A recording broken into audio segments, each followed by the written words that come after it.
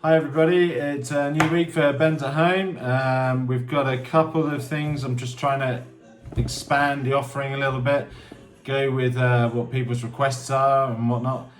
So this week we've come up with a little idea of doing a little breakfast pack which you can order alongside your other meal. We've got sort of Foundation St Ives coffee on board. They're going to put a little pack of cafetiere coffee in.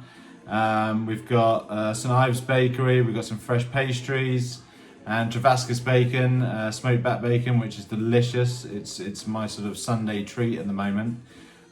So that's a new addition, but obviously can only be ordered alongside one of the other meals. I can't just deliver the breakfast. Or even if you just want a load of wine, we can do that. I have a small website called venosa.wine, which I know you've seen advertised everywhere.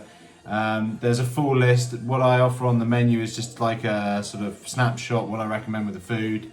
That sort of, you can order any of that. I can deliver that to your house as well. Or if you're further afield, I can mail it to you. So please do have a look. So that's venosa.wine. We've got a little competition this week.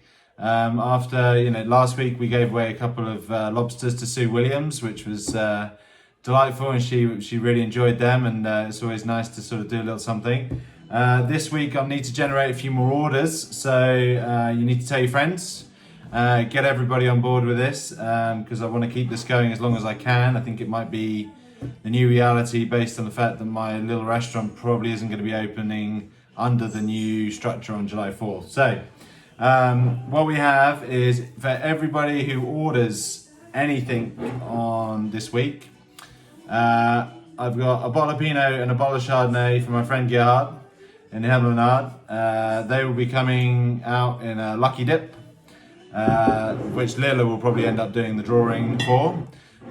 So if you order, you automatically go in the hat, and we'll announce the winner on Wednesday or Thursday, whenever the last order manages to get it. Please get them in before Tuesday night. There was someone sneaked in. I think Jane Goodhead sneaked in one on Wednesday, which was a bit naughty, but we were a little bit quiet, so it was okay. Right. What else to talk? Right. So wine chat. Basically, we've got a couple of new wines on. We've got a couple of new dishes. Always sort of trying to keep things fresh. So we've got the Sparkle Horse back again from Ken Forrester, which you know and seen, and the Petit Rosé, which seems to be a very strong favourite amongst you all. I've kept that on this week. The rosé has actually been recommended with the gnocchi dish, which again is another sort of request from a couple of you. So that's back, slightly upgraded. Feel that it's getting better, the product, as we go along. We have a lovely hake dish this week with some baked seafood rice. And sort of chopped salad, so something crunchy, tomatoes, cucumbers, maybe some radishes. We'll see what I can get hold of. And we've got two white wines. The first one, which was actually a new one to me, was from Johan Meyer. It's a Chenin Blanc from Swartland, which is sort of north of the Cape, north of Stellenbosch by a couple of hours. And it's a really natural wine in the fact that there's low intervention. It's aged mainly in steel, so 80% of the wine is aged in steel, 20% in old oak, which adds texture to the wine, and then they bring it all together at the end, so that 80% and 20% blend it together, and it makes a really excellent pure Chenin Blanc. Yet another expression of Chenin. I'm quite a big fan of it, and they do some marvellous things out there. Johan Meyer, very nice, great value as always. And this one's pretty exciting. This is what I'm actually recommending with your hake and baked rice this week. The other one works just as well, but this is special. So this is Lisa. They are making especially fat Spanish grapes, so Verdelho, and he's just releasing an Ambarino this year, I believe. This Verdelho went down a storm at New Wave. Jancis Robinson absolutely loved it. It's brought in by Richard Kelly, and I've managed to get myself a few bottles out of the only 1,500 actually produced each year. It's so small production, but the quality inside the bottle is amazing. So the baked rice is kind of a sort of Spanish influenced kind of paella. You can't do a proper paella, so I've rejigged it around. This will complement that no end, and the hake I already know is going to be banging because they got lots of fresh landings this week.